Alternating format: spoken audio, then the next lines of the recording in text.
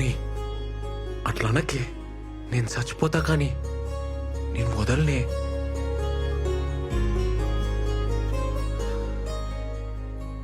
కొంచెం డౌట్ వచ్చినా చంపేస్తుండే. మా వాళ్ళు మన పెళ్లికి ఒప్పుకోరబ్బా. మనమే ఎదురేం చేసుకుంటే మా బాబాయ్ అయితే నేను చచ్చేదాకా వదలడు.